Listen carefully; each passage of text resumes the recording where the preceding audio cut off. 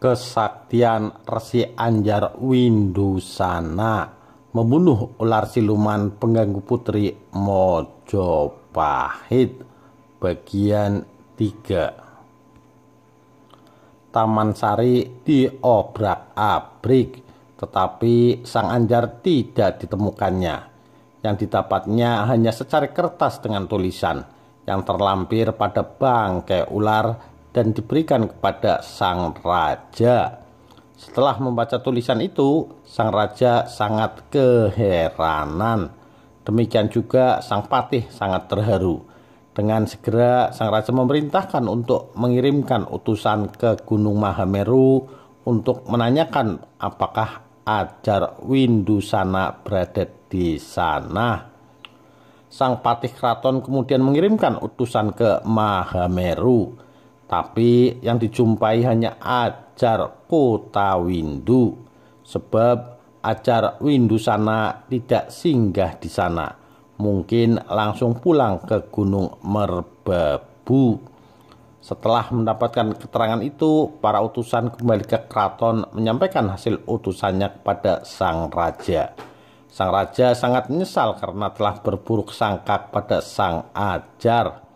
Ia bertekad menebus kesalahannya dengan cara mengirim putri Dyah Kasmala kepada suaminya yang baru dinikahinya, yaitu Putri Dyah Kasmala. Pada waktu itu, sang raja berkehendak menyusulkan sang putri Dyah Kasmala ke Gunung Merbabu. Hal ini disetujui oleh sang patih, dan sang putri pun menurut saja apa yang diperintahkan sang Prabu. Sang putri pun menyesal karena terburu-buru mengambil keputusan telah menuduh suaminya yang bukan-bukan. Sang putri kiranya telah benar-benar jatuh cinta pada Anjar Windusana. Para abdi keraton menyiapkan kereta dengan hiasannya, dan setelah siap sang putri dengan dayang-dayangnya lalu berangkat menuju ke Gunung Merbabu. Anjar Windusana sangat mencintai Putri Dyah Kasmala, namun ia sedih mengapa sang putri tega menuduhnya akan membuat celaka. Anjar Windusana berjalan kaki meninggalkan keraton. Ia ingin memadamkan api asmara yang terlanjur berkobar di hatinya. Setelah fajar mulai menyingsing, ia pun tiba di tengah hutan. Ia berhenti di bawah sebuah pohon. Badannya lelah, lesu, maka teringatlah ia akan istrinya. Wajah sang putri yang cantik masih terbayang-bayang di dalam mata hatinya. Anjar Windusana berusaha menghibur duka di hatinya. Ia tidak ingin berlama-lama terlalu dalam kesedihan. Yang tampak di depannya saat itu adalah keindahan sang surya yang mulai terbit mengeluarkan sinar kemerah-merahan, menghiasi ufuk timur bagaikan hutan terbakar, yang menambah rasa rindunya kepada sang istri, sampai-sampai sang Anjar menitikkan air mata. Tak terasa sebentar lagi matahari akan condong ke barat, dan tampaklah sinar merah di lereng gunung yang sangat indah bagaikan lukisan pemandangan alam. Margasatwa yang biasanya keluar pada waktu malam mencari tempat persembunyian. Ular dan anjing hutan berebutan hendak berlindung di dalam gua.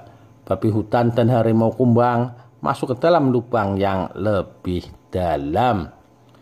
Kijang dan rusa berlari-lari kian kemari. Tatkala mendengar auman harimau mencari perlindungan di tengah semak-semak, bergiliran dengan hewan-hewan yang berkeliaran pada siang hari, ramai suara burung-burung menyongsong kedatangan sang matahari yang baru terbit.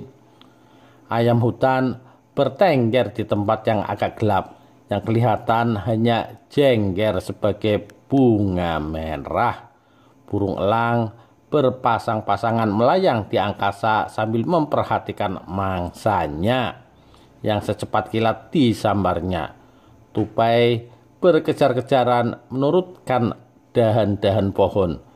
Lutung dan keratat terbilang banyaknya melompat dari cabang ke cabang. Di cabang yang tertinggi mereka itu bergantungan dan berayun-ayun. Terdengarlah suara burung merak yang seolah-olah menghibur yang sedang dalam kesusahan.